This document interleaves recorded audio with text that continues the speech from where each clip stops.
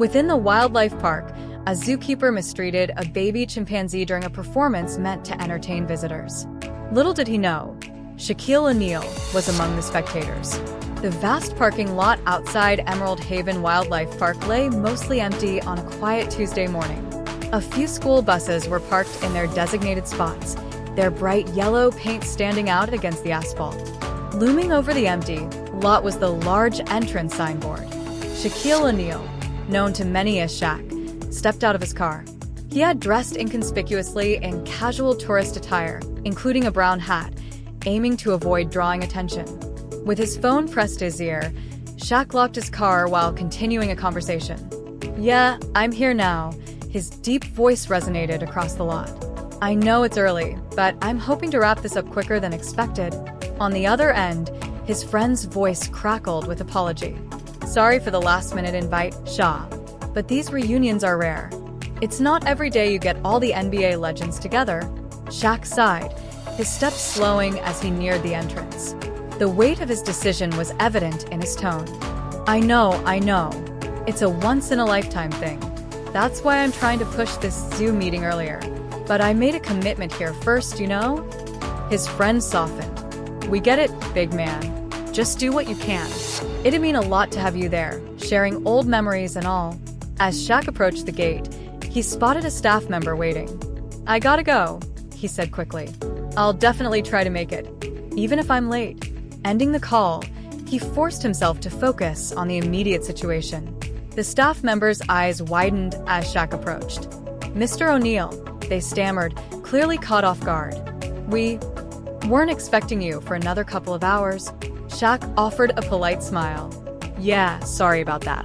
A sudden scheduling conflict came up, and I didn't get a chance to call ahead. Thought I'd take my chances coming early." The staff member nodded hesitantly. "I see. Well, the owner is currently at the vet clinic. Let me just..." They trailed off, reaching for a walkie-talkie on their belt. While the staff called through to confirm the owner's location, Shaq's thoughts drifted back to the NBA reunion. The idea of missing even part of it tugged at him. Reconnecting with old teammates and reliving his glory days was tempting. But he'd made a commitment here, and he prided himself on keeping his word. The staff member's voice pulled him back. "All right, Mr. O'Neal. If you'll follow me, I'll lead you to the clinic." As they walked, Shaq soaked in the peaceful morning atmosphere of the zoo. The paths were nearly empty, with only a few early morning zookeepers visible in the distance. Exotic bird calls and the occasional low rumble of a big cat added to the tranquil setting. The nervous staff member attempted small talk. "So, have you ever been to our zoo before, Mr. O'Neal?" Shaq shook his head. "No. First time. Heard good things, though." The staff member nodded enthusiastically. "We may not be the largest zoo around, but we take pride in our animal care and conservation efforts." As they approached the veterinary clinic, Shaq spotted a squat building with a clinical appearance. The sterile environment inside sharply contrasted with the natural outdoor surroundings. "Thanks, man, I appreciate that. You seem to understand the value of some quiet time," he added, nodding toward the lively group of children. Travis chuckled. "Oh, you have no idea, but I wouldn't trade it for anything. Say, would you mind if we took a quick photo? I promise it's just for me and won't go anywhere." "Sure thing," Shaq agreed, appreciating Travis's thoughtful approach. They posed for a quick selfie, and Shaq even signed Travis's hat when asked. As Travis prepared to return to his students, he paused. "Oh, by the way, there's a chimpanzee show starting in about 15 minutes. It's supposed to be educational, focusing on their intelligence and how similar they are to humans. Could be worth checking out." Shaq nodded, thanking Travis for the tip. As the teacher rejoined his group, Shaq checked his watch. He still had an hour before his rescheduled meeting with Martin. The idea of an educational program about chimpanzees piqued his interest. He'd always been fascinated by their intelligence. While he debated whether to attend, his phone rang. He stepped away from the enclosure to answer it. It was his friend, calling again about the NBA reunion. "Hey man," Shaq said, regret tinging his voice. "Looks like I won't make it on time. Couldn't move the meeting here, but I'll definitely get there, even if I'm late." After ending the call, Shaq headed toward the showroom. He figured the program would be a good way to pass the time, and with most people focused on the show, he'd be less likely to be recognized. Near the entrance, he noticed groups of students from multiple schools streaming in. Deciding to wait for the crowds to settle, Shaq hung back, his thoughts drifting to the young chimpanzee he'd seen in the clinic earlier. He couldn't help but wonder how it was doing. Lost in thought, Shaq barely noticed as Travis arrived with the same group of preschoolers. The teacher immediately spotted him. "Sir," Travis said quietly as he approached, "careful not to draw attention. Fancy seeing you here again. Thinking of catching the show?" Shaq nodded, grateful for Travis's continued discretion. "Yeah, thought it might be interesting. You bringing your class in, sir?" Travis grinned. "Absolutely. This is actually our school's first visit here. I hope the kids enjoy learning about how intelligent chimps are." He paused thoughtfully. "All right then, I'll get the kids inside. Are you coming in?" "Sure," Shaq said with a small smile. "But I'll stick to the back row." As they entered the showroom, Travis discreetly directed Shaq to a seat in the far back corner. The room buzzed with excitement as children chattered eagerly, and teachers worked to maintain order. Scattered tourists filled the remaining seats, creating a diverse audience. While waiting for the program to begin, Shaq idly browsed articles on his phone about chimpanzees. One article caught his attention. It discussed how human respiratory viruses could affect primates, posing serious health risks in zoos. His brow furrowed as he thought of the young chimpanzee he'd seen earlier. Could it have been suffering from a similar issue? He made a mental note to ask Martin about it later. The lights dimmed, and the show began. Shaq put his phone away, focusing on the stage. A friendly zookeeper in his mid-30s stepped out to address the audience. "Good morning, everyone," the zookeeper said enthusiastically. "I'm Gregory Mathers, but you can call me Greg. Welcome to our program, Primate Wonders, a journey into intelligence." The presentation started on a promising note, with Greg sharing fascinating facts about chimpanzee behavior and cognitive abilities. However, the tone shifted when Greg brought out a baby chimpanzee.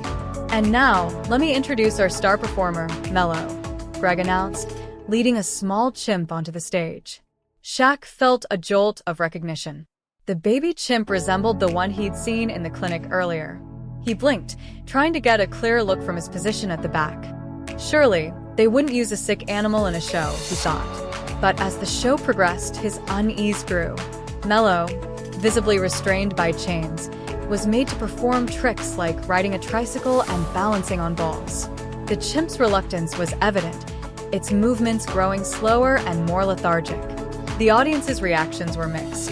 Some children seemed bored, prompting Greg to escalate the tricks. Shaq watched in growing concern as Mello's eyes closed more frequently and its reactions became agitated. When the children were invited forward to feed the chimp, Mello's wariness was apparent. It turned away from offered food, emitting soft grunts of annoyance. Unable to stay silent any longer, Shaq stood up, his towering figure drawing immediate attention. "Hey," he called out, his deep voice cutting through the room. "What's going on here? That chimp looks sick." Greg squinted into the audience, startled. "Sir, please sit down. You're disrupting the show." "That animal doesn't look well," Shaq said firmly. "This isn't right. You're putting both the children and the primate at risk." Greg's face hardened. "Sir, calm down. You're scaring the children and the animals." The room descended into chaos as security guards approached to escort Shaq out. Teachers tried to calm their students, while Shaq allowed himself to be led away, his mind racing with questions and concerns. Outside, he found himself face-to-face with Martin Gallagher, the zoo owner. Recognizing Shaq, Martin quickly diffused the situation. "Mr. O'Neill, is everything all right?" "No," Shaq replied. "That chimp's not okay." "Why is it being forced to perform when it's clearly unwell?" Martin suggested they discuss the matter privately. In his office, he promised to investigate and assured Shaq that the zoo prioritized animal welfare.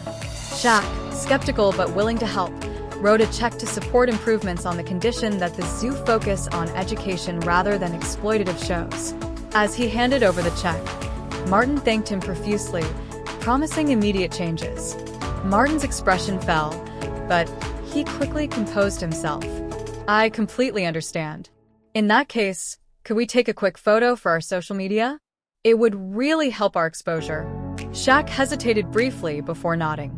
Fine, one quick photo, but I've got to leave after that, he agreed, though his tone was reluctant. Martin's enthusiasm was clear as he hurriedly arranged for a staff member to snap the picture of the two of them. The moment the photo was taken, Shaq began heading for the exit, with Martin escorting him personally, showering him with repeated thanks for his support. The earlier tension seemed to fade, replaced by an uneasy truce. "Once again, Mr. O'Neill," Martin said, his voice filled with gratitude, "I can't thank you enough for your support. I promise I'll address the concerns you've raised immediately." Shaq nodded, his mind already shifting to the NBA reunion he was now running late for. "I appreciate that, Martin. Just make sure those animals are properly cared for, all right?" Climbing into his car, Shaq started the engine, the weight of the day's events pressing heavily on his mind. Yet, despite his actions, he couldn't shake the feeling that something wasn't quite right. But he'd done his part, and now it was time to move on to his next commitment. He hoped his involvement would bring real change for the animals, though a lingering doubt remained. "Safe travels, Mr. O'Neill. And thank you again for everything," Martin called out, waving as Shaq reversed and drove off. Halfway to the exit, Shaq suddenly realized he was missing his tourist hat, likely left behind amidst the commotion at the showroom. For a moment, he considered letting it go. After all, he was already running late. But an inexplicable urge pushed him to go back. With a sigh, he turned the car around and headed for the main entrance. Upon parking, Shaq retraced his steps to the showroom, noting that Martin and his team were no longer stationed at the front. Approaching the doorway, he overheard voices inside, Martin's unmistakable tone, alongside Greg's. Instinctively, Shaq slowed down, listening intently. "I can't believe how careless you were," Martin's angry voice rang out. "Do you realize what could have happened if the press or animal care agencies had seen those chains?" "I'm sorry, sir," Greg replied defensively. "I was worried the sedative wouldn't be enough to keep Mello docile, so I thought the chains were still necessary." "That's exactly the problem, Greg. You didn't think enough," Martin snapped. "Next time, increase the dose of acipromazine. We can't risk another incident like this." Shaq's blood ran cold as he processed the exchange. Not only were they aware of the mistreatment, but they were actively plotting to continue it. Unable to hold back any longer, Shaq stepped into the doorway, his imposing frame dominating the entrance. "There won't be a next time," he said, his voice low and threatening. Martin and Greg spun around, their faces a mix of shock and fear as they realized Shaq had overheard. "Mr. O'Neill," Martin stammered, his earlier composure shattered. "I can explain," but Shaq cut him off, pulling out his phone. "Save it," he growled. "I've heard enough. I'm calling the press right now." Greg lunged as if to grab the phone, but Martin held him back. "Don't be rash, Mr. O'Neill," Martin said, his tone taking on a menacing edge. "You have no proof. It's your word against ours. Who do you think the authorities will believe? A respected zoo owner or a basketball player meddling where he doesn't belong?" Shaq paused, his finger hovering over the call button. Martin was right. Without evidence, it would be his word against theirs. But he couldn't just walk away now, not with what he knew. His eyes landed on Mello, still in his cage on the stage, looking even more lethargic than before. The sight steeled Shaq's resolve. Without speaking, Shaq began snapping pictures of Mello in his cage, the nearby chains, and the panic-stricken faces of Martin and Greg. "What do you think you're doing?" Greg shouted, moving toward Shaq again. Years of basketball training kicked in as Shaq sidestepped Greg with ease, his sheer size creating a barrier. "I wouldn't try that if I were you," Shaq warned, his tone firm. "Unless you want to add assault charges to your list of problems." Retrieving his hat from where he'd left it, Shaq kept his focus on Martin and Greg. "I'm gathering evidence," he said firmly, "and I'm making sure these animals get the help they deserve." "You're making a huge mistake, O'Neill," Martin threatened, his earlier politeness now completely gone. "You have no idea who you're dealing with." Shaq fixed him with a steely glare. "No, you're the one who made a mistake. You thought you could get away with this. But it ends now."